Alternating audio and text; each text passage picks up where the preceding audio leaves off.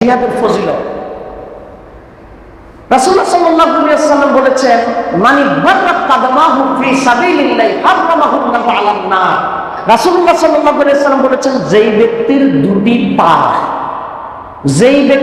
দুটি পা আল্লাহর রাস্তায় চলতে গিয়ে ধুলামলিন হয়েছে, কাদা লেগেছে, ধুলা লেগেছে, আল্লাহর পথে চলতে গিয়ে, হারামাহুল্লাহু আলান নার, আল্লাহ তাআলা এই দুইটা পাকে জাহান্নামের জন্য হারাম করে দিবেন। সুবহানাল্লাহ। এই দুইটা পা জাহান্নামে যাবে না, যে দুইটা পা আল্লাহর দ্বীনের জন্য ধুলামলিন হয়েছে। রাসূলুল্লাহ সাল্লাল্লাহু আলাইহি ওয়াসাল্লাম বলেছেন, আইনান লা তামাসসুহুমান নার, দুইটি চক্ষুকে জাহান্নামের আগুন স্পর্শ করবে না। আইনুন বাকাত মিন খাশিয়াতিল্লাহ, একটা চোখ, যেই চোখটা আল্লাহর ভয়ে চোখ থেকে পানি ঝরে, এই চোখকে জাহান্নামের আগুন স্পর্শ করবে না। সুবহানাল্লাহ। আরেকটি চোখ, ওয়াইনুন বাতাত তাহরিসু ফি সাবিলিল্লাহ, আরেকটি চোখ জাহান্নামের আগুন ওই চোখ স্পর্শ করবে না। কোন চোখ? যেই চোখ আল্লাহর রাস্তা, আল্লাহর দ্বীনকে পাহারা দেওয়ার জন্য রাত কাটায়। সুবহানাল্লাহ। আপনি কি জন্য রাত কাটাইতেছেন? রাতের 3টে উঠে মেসিয়ান নেই করে লাফাইতেছেন। আপনার জীবনে চেয়ে বড় কোনো স্বপ্ন নাই। আড্ডা দিচ্ছেন, হোটেলে যাচ্ছেন, হোটেলে গিয়ে কি করতেছেন রাতের 3টায়, রাতের 4টায়? আপনার স্বপ্নটা কি? আপনার স্বপ্নটা আল্লাহর দ্বীন না। কিন্তু কিছু মানুষ আছে, তার সারাটা জীবনের স্বপ্নটাই হলো আল্লাহর দ্বীন। সুবহানাল্লাহ। নাই, দুই ধরনের লোক সমাজে নাই। তাহলে জিহাদের ফজিলত, রাসূলুল্লাহ সাল্লাল্লাহু আলাইহি ওয়াসাল্লাম বলেন, ইয়া রাসূলুল্লাহ, সাহাবী বলছেন, ইয়া রাসূলুল্লাহ, আমি জিহাদের এখানে না গিয়ে অন্য কোনো ইবাদত বন্দেগী কি আছে যেটা না করে জিহাদের সমান সওয়াব পাওয়া যাবে? প্রশ্ন করেছেন।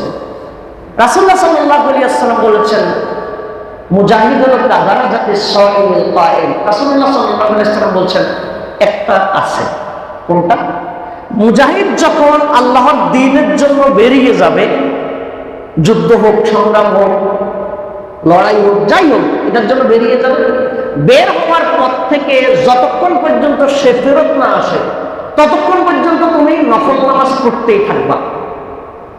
মুজাহিদ যদি 6 মাসের জন্য বের হয়ে যায়, 6 মাস তুমি একটা নফল নামাজ পড়তেই থাকবে।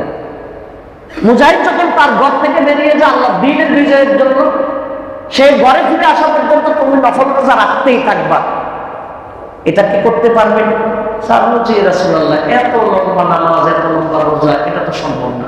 আল্লাহ সাল্লাল্লাহু আলাইহি ওয়াসাল্লাম বলেছেন, এটা যদি সম্ভব যদি হতো, তারপরও তুমি মুজাহিদের সমান সওয়াব পাবে না। সুবহানাল্লাহ। আর রাসূলুল্লাহ সাল্লাল্লাহু আলাইহি ওয়াসাল্লাম বলেছেন, মুজাহিদ সারাদিন সংগ্রাম, জিহাদ, যুদ্ধ করতে করতে রাতে ক্লান্ত হয়ে ঘুমাচ্ছে, তার ঘোড়া জাগ্রত, ঘোড়া একবার ডানে যায়, আরেকবার বামে যায়, ঘোড়া এমনিতে বাঁধা অবস্থায় ঘুরতেছে। রাসূলুল্লাহ সাল্লাল্লাহু আলাইহি ওয়াসাল্লাম বলেছেন, মুজাহিদ ঘুমাচ্ছে, কিন্তু মুজাহিদের ঘোড়া যে হাঁটাহাঁটি করতেছে, তখনও ঘুমান্ত মুজাহিদের নামে সওয়াব লেখা হচ্ছে।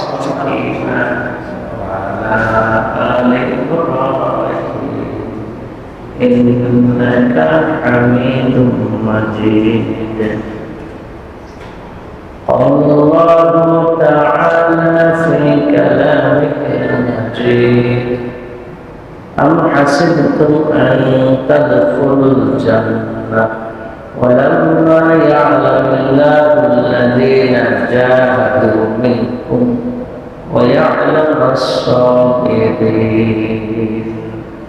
وقال تعالى في آية أخرى وجاهدوا في الله حق جهاده واجتباكم وما جعل عليكم في الدين من حرج ملة أبيكم إبراهيم وسماكم المسلمين.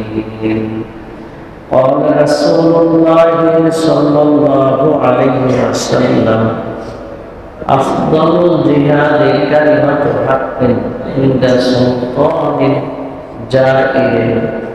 وقال رسول الله صلى الله عليه وسلم من مات ولم يجاهد ولم يحدث به نفسه مات على شعبة من نفاق أو كما قال عليه الصلاة والسلام.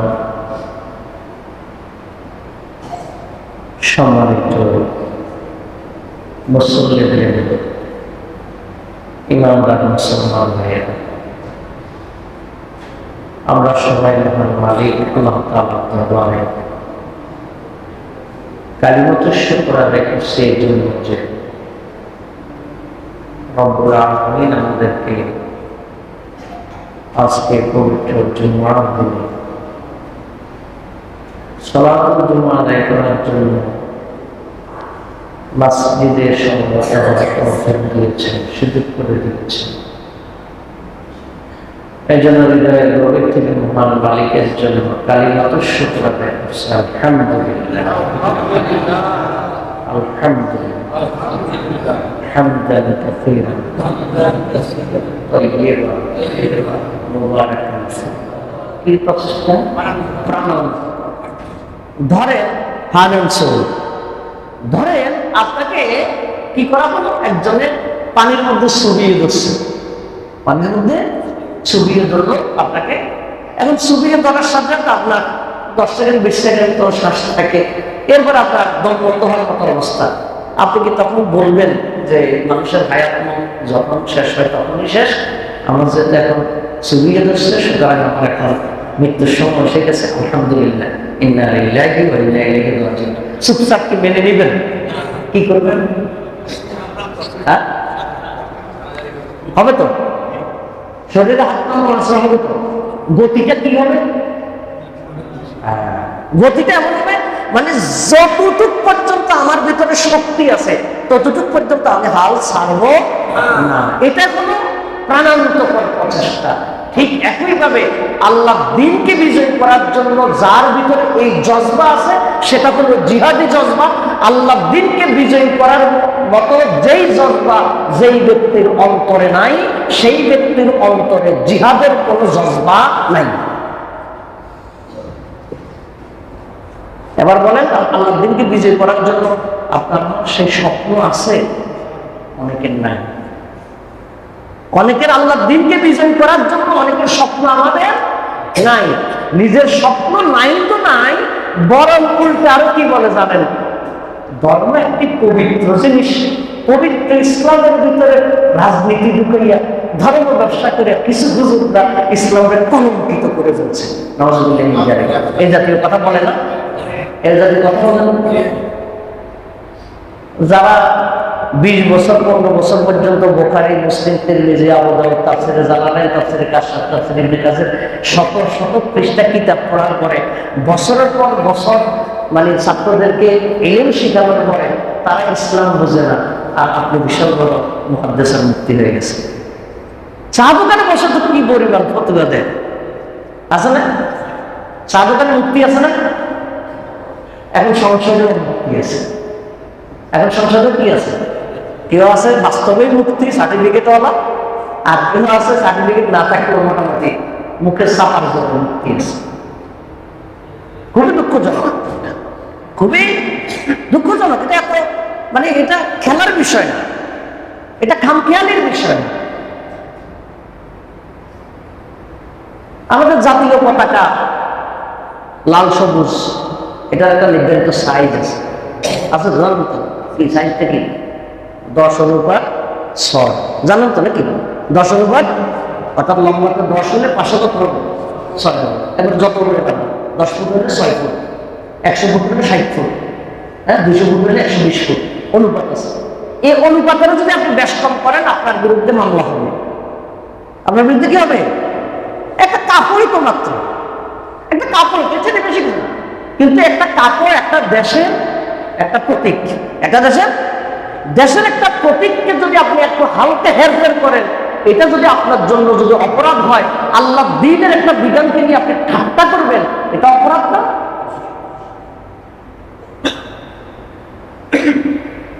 তাহলে জিহাদ মানে হলো কি করা? প্রাণান্তকর প্রচেষ্টা করা। কার জন্য?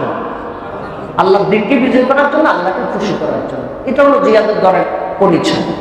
জিহাদের ফজিলতটা কি? জিহাদ করলে উপকার কি? রাসূল আল্লাহ রাব্বুল আলামিন পবিত্র কোরআন 61 নম্বর সূরা আস-সাফের 10 নম্বর আয়াতে বলেছেন, ইয়া আইয়ুহাল্লাযীনা আমানু হাল আদুল্লুকুম আলা তিজারাতিন তুনজিকুম মিন আযাবিন আলিম। হে ইমানদারগণ, আমি কি তোমাদেরকে একটি ব্যবসার কথা বলবো, যে ব্যবসা করলে তোমরা জাহান্নামের আগুন থেকে বাঁচতে পারবে। সুবহানাল্লাহ। একটা কিসের কথা বলবো? ব্যবসা। কিসের কথা? যে ব্যবসাটা করলে তোমরা কিসের থেকে বাঁচতে পারবে? জাহান্নামের আগুন থেকে বাঁচতে পারবে। প্রশ্নটা কে করছেন? আল্লাহ তাআলা আবার নিজে উত্তর দিচ্ছেন। হ্যাঁ, তুমিনুনা বিল্লাহ, তোমরা আল্লাহর প্রতি বিশ্বাস করবে, ওয়া রাসূলিহি, তার রাসূলের প্রতি বিশ্বাস করবে, ওয়া তুজাহিদুনা ফি সাবিলিল্লাহ, এবং আল্লাহর রাস্তায় জিহাদ করবে। এই আল্লাহর প্রতি ঈমান, রাসূলের প্রতি ঈমান, আল্লাহর রাস্তায় জান-মাল দিয়ে জিহাদ করা, এই কাজটা যদি তোমরা করো, তোমরা জাহান্নামের আগুন থেকে বাঁচতে পারবে। সুবহানাল্লাহ। ইয়াগফির লাকুম যুনুবাকুম, এই কাজ করলে আল্লাহ তোমাদের গুনাহ ক্ষমা করে দিবেন। ওয়া ইউদখিলকুম জান্নাতিন তাজরি মিন তাহতিহাল আনহার, এবং তোমাদেরকে এমন জান্নাতে প্রবেশ করাবেন যে জান্নাতের নিচ দিয়ে ঝর্ণা দ্বারা প্রবাহিত হয়। সুবহানাল্লাহ। কোথায় প্রবেশ করাবেন? কি কাজ করলে? জিহাদ করলে। কি কাজ করলে? জিহাদ মানে কি? মানুষের আইন প্রতিষ্ঠা করার চেষ্টা করা, নাকি আল্লাহর আইন প্রতিষ্ঠার চেষ্টা করা? আল্লাহর আইন প্রতিষ্ঠার চেষ্টা করা, কোরআনের শাসন কায়েম করার কথাকে আপনি যখন জান্নাতের টিকিট বিক্রি বলে তাচ্ছিল্য করেন, আপনার ঈমান চলে যাচ্ছে। আপনার কথা ফাইজলামি পেয়েছেন, নগের মূল্য পেয়েছেন নাকি?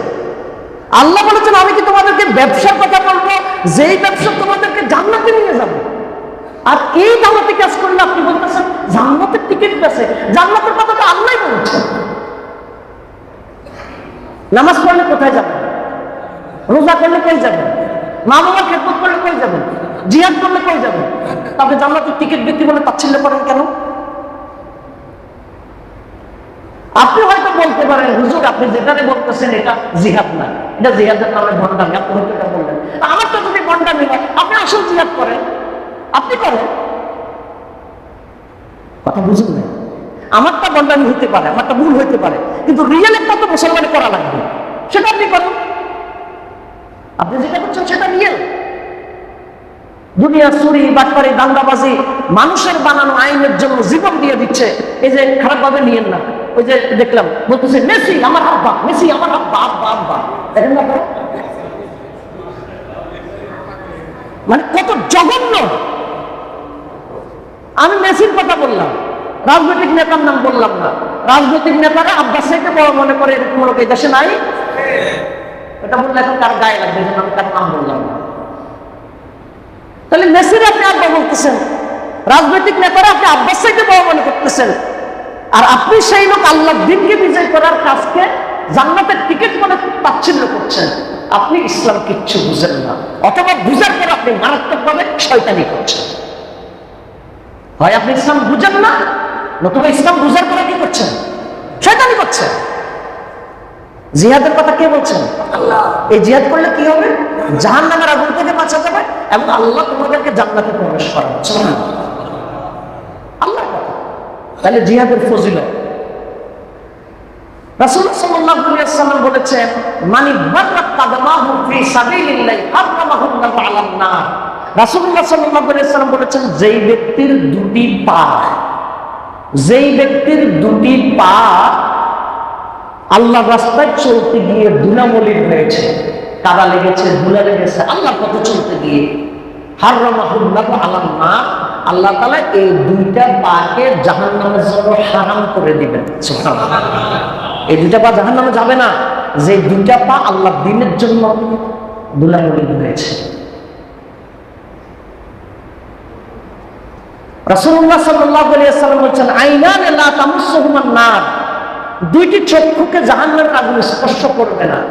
আইনুন বাকাত মিন খাশিয়াতিল্লাহ, একটা চোখ, যেই চোখটা আল্লাহর ভয়ে চোখ থেকে পানি ঝরে, এই চোখকে জাহান্নামের আগুন স্পর্শ করবে না। সুবহানাল্লাহ। আরেকটি চোখ, ওয়া আইনুন বাকাত তাহরিসু ফি সাবিলিল্লাহ, আরেকটি চোখ জাহান্নামের আগুন ওই চোখ স্পর্শ করবে না। কোন চোখ? যেই লোক, যেই চোখ আল্লাহর রাস্তা, আল্লাহর দ্বীনকে পাহারা দেওয়ার জন্য রাত কাটায়। সুবহানাল্লাহ। আপনি কি জন্য রাত কাটাইতেছেন? রাতের 3টা উষা মেসি আর নেইমার করে লাফাইতেছেন। আপনার জীবনে এর চেয়ে বড় কোনো স্বপ্ন নাই।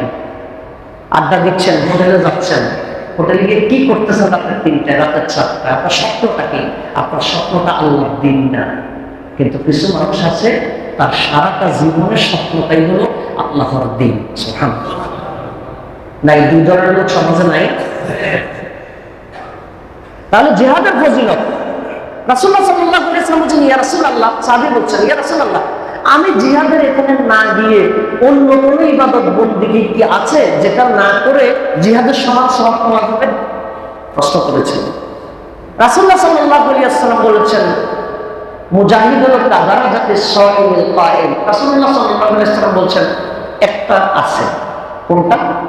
মুজাহিদ যখন আল্লাহর দ্বীনের জন্য বেরিয়ে যাবে, যুদ্ধ হোক, সংগ্রাম হোক, লড়াই হোক, যাই হোক, এটার জন্য বেরিয়ে যাবে, বের হওয়ার পর থেকে যতক্ষণ পর্যন্ত সে ফেরত না আসে ততক্ষণ পর্যন্ত তুমি নফল নামাজ পড়তেই থাকবা। মুজাহিদ যদি 6 মাসের জন্য বের হয়ে যায়, 6 মাস তুমি একটা নফল নামাজ পড়তেই থাকবা। মুজাহিদ যখন তার ঘর থেকে বেরিয়ে যায় আল্লাহ দ্বীনের বিজয়ের জন্য, সেই ঘরে ফিরে আসা পর্যন্ত তুমি নফল রোজা রাখতেই থাকবা। এটা কি করতে পারবেন? রাসূলুল্লাহ, এত লম্বা নামাজ, এত লম্বা রোজা, এটা তো সম্ভব না। আল্লাহ রাসূল সাল্লাল্লাহু আলাইহি ওয়াসাল্লাম বলেন, এটা যদি সম্ভব যদি হতো তারপরও তুমি মুজাহিদের সমান সওয়াব পাবে না। সুবহানাল্লাহ। আর রাসূলুল্লাহ সাল্লাল্লাহু আলাইহি ওয়াসাল্লাম বলেন, মুজাহিদ সারাদিন সংগ্রাম, জিহাদ, যুদ্ধ করতে করতে রাতে ক্লান্ত হয়ে ঘুমাচ্ছে, তার ঘোড়া জাগ্রত। ঘোড়া একবার ডাইনে যায়, আরেকবার বামে যায়, ঘোড়া এমনিতে বাঁধা অবস্থায় ঘুরতেছে।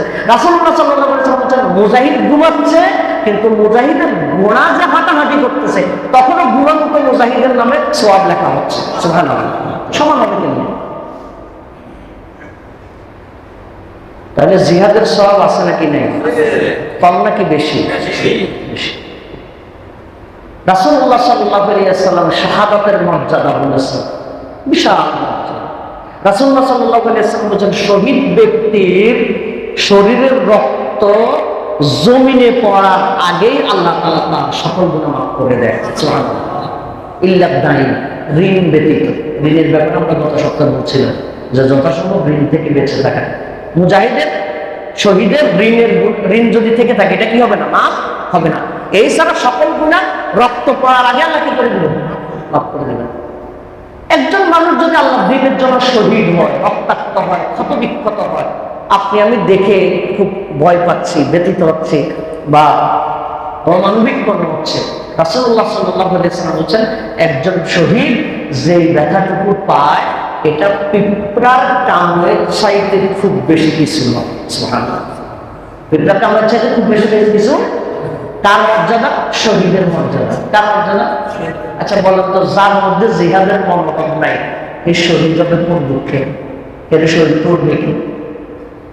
কথা বুঝেন নাই? শহীদ কখন হয়?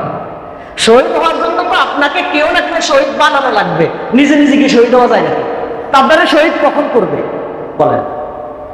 আমাকে যদি কেউ শহীদ করতে চায়, আমাকে যদি কেউ মেরে ফেলতে চায়, তখন মেরে ফেলবে। আমি আমার নিজের মতো করে জিকির আজকার করি, নিজের মতো করে মসজিদে আসি আর যাই, আমার কোনো পাগল জীবনে মারবে? মারবে না। আমার কোনো শহীদ করার পরে তো আল্লাহ আমল নাই। তাহলে শহীদ কারে করবে? যেই লোক এমন কাজ করতেছে যেই কাজের কারণে ইসলাম বিরোধীদের ঝামেলা হচ্ছে, অপরাধীদের ঝামেলা হচ্ছে, সেই লোক তখন চিন্তা করবে কি? সেই লোক তখন চিন্তা করবে, হ্যাঁ এটা কি করো, সরাই দিতে হবে, এটা কি করতে হবে। তার মানে যার মধ্যে জিহাদি মনোভাব নাই, সেই ব্যক্তির শহীদ হওয়ার কোন সুযোগ নাই। তাই তো বিশাল সব থেকে বলছে, বুঝতেছেন আমার কথা? তাহলে জিহাদের পরিচয় বোঝা গেল, এরপর জিহাদের ফজিলত বোঝা গেল। জিহাদের উদ্দেশ্য, জিহাদের উদ্দেশ্য খুব পরিষ্কার ভাবে বুঝতে হবে। আল্লাহর জমিনে আল্লাহর দ্বীনকে বিজয়ী করার জন্য যে প্রচেষ্টা জিহাদ, এই জিহাদের আসল উদ্দেশ্য, 1 নম্বর উদ্দেশ্য জাহান্নামের আগুন থেকে বাঁচা।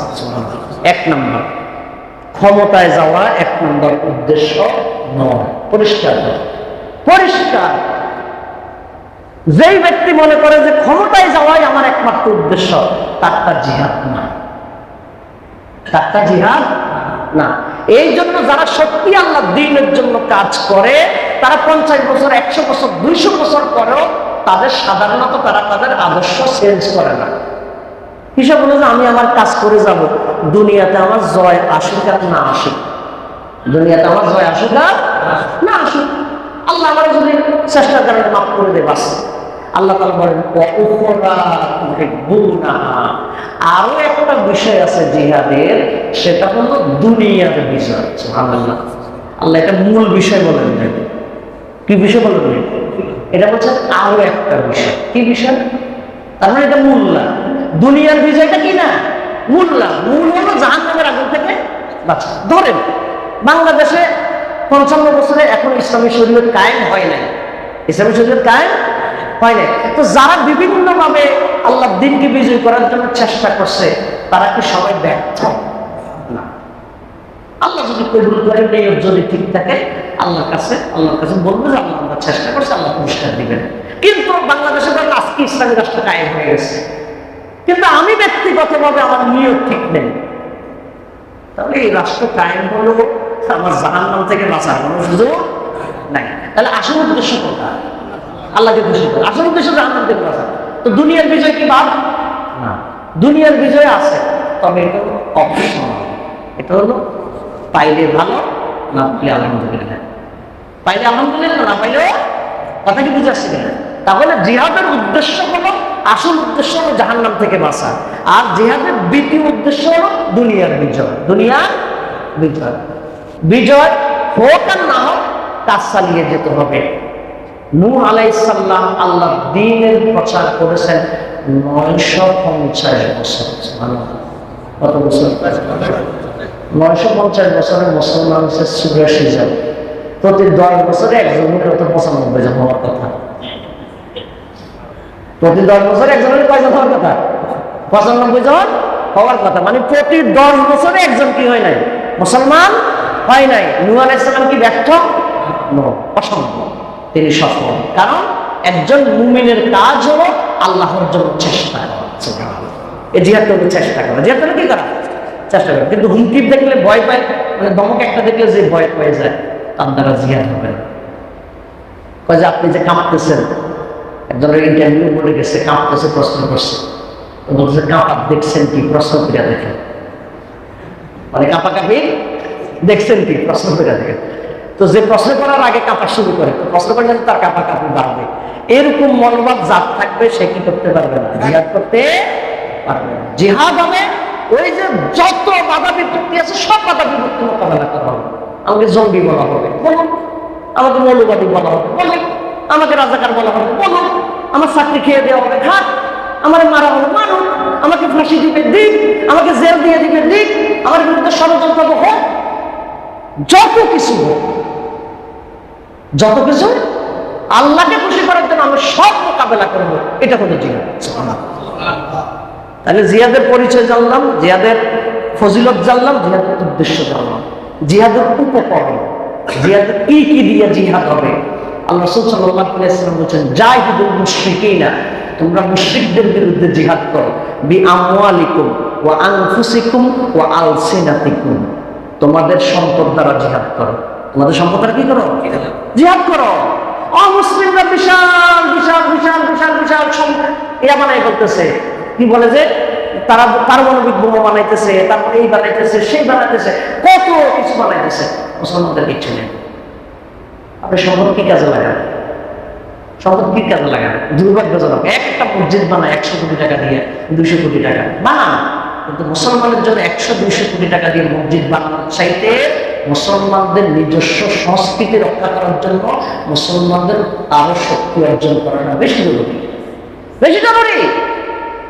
কারণ এই মসজিদে নামাজ পড়লে যে সোয়াব, টাইলস না হলে সোয়াব একই। টাইলস হলে একটা আরাম হলো, রিল্যাক্সেশন, এটা শরীয়ত নিষেধ করে না। কিন্তু আপনারা আমার সব স্বপ্ন শুধু এই 2-4 কাজে, 5 কাজে। এই জন্য মুসলিম বিশ্বকে অমুসলিমরা কি করে না, খুব বেশি গণে না। 2-4টা দেশে যখন একটু শক্তি টক্তি হয়, তখন ওদেরকে একটু কি করতে হয়, গণতে হয়। কি কারণে? শক্তি আছে। আল্লাহ তাআলা বলছেন, তোমরা মুশরিকদের বিরুদ্ধে যুদ্ধ করো কি দিয়া? সম্পদ দ্বারা। কি দ্বারা? আমার টাকা পয়সা যায় তো, কি কাজে যায়? ওই পতাকা লাগানোর কাজে যায় না? পতাকা যখন খরচ করেন, করলেন কত টাকার জন্য খরচ, আল্লাহ দিনকে বিজয়ী করার জন্য কত খরচ করলেন? রাষ্ট্রীয়ভাবে সরকারিভাবে এই প্রাইমারি স্কুল, হাই স্কুল, মাদ্রাসা, কলেজ, বিশ্ববিদ্যালয় সরকার থেকে কোটি কোটি টাকা, হাজার হাজার কোটি টাকা রাষ্ট্র থেকে বেতন যায় না? কথা বলুন, যায় কিনা? এত হাজার হাজার কোটি টাকা রাষ্ট্র ব্যয় করতে পারে। প্রাইমারি স্কুলে ধর্মীয় শিক্ষক নিয়ে দিয়ে হবে, রাষ্ট্র এখানে কিছু টাকা খরচ করলে রাষ্ট্র কি ফকির হয়ে যাবে? এটা করে না কেন? ওই আল্লাহ দিনকে বিজয় করার জন্য, ইসলামমুখী করার জন্য চিন্তা ভাবনা নাই। এই জায়গা চিন্তা দুর্বল। আল্লাহ বলছেন তোমরা আল্লাহ দিনের জন্য জিহাদ করো, সম্পদ দ্বারা, কি দ্বারা? ও আনফুসিকুম, এবং নিজেদের জান দ্বারা। নিজেদের কি দ্বারা? জান, শারীরিক শক্তি, সক্ষমতা, সময় দেয়া। ও আলসিনাতিকুম, এবং তোমাদের জিহ্বা দ্বারা। সুবহানাল্লাহ, কি দ্বারা? জিহ্বা দ্বারা জিহাদ করো। জিহ্বা দ্বারা জিহাদ হয় কেমন? এই যে এখন এটা বলতেছি, এটা একটা জিহাদ। এটা একটা কি জিহাদ? আপনারা আলহামদুলিল্লাহ ভালোভাবে নিচ্ছেন, কিন্তু সব জায়গায় সবাই কথা ভালোভাবে নেয় না। পিছনে গিয়ে বলবে হুজুরের দরকার আছে নি এত জিহাদ টিহাদের বলার। তার মানে আপনার কাছে যখন একটা খটকা লাগছে, তার মানে বোঝা যায় এই বলাটাও একটা জিহাদের অংশ।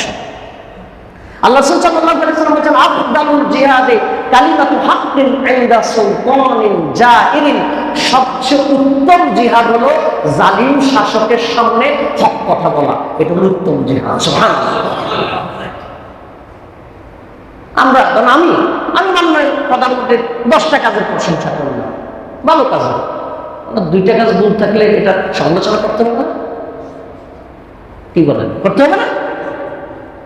যদি আমি 2টা অন্যায় কাজের, ভুল কাজের জন্য সমালোচনা না করি, তাহলে আমার ভিতরে জিহাদি মনোভাব নেই।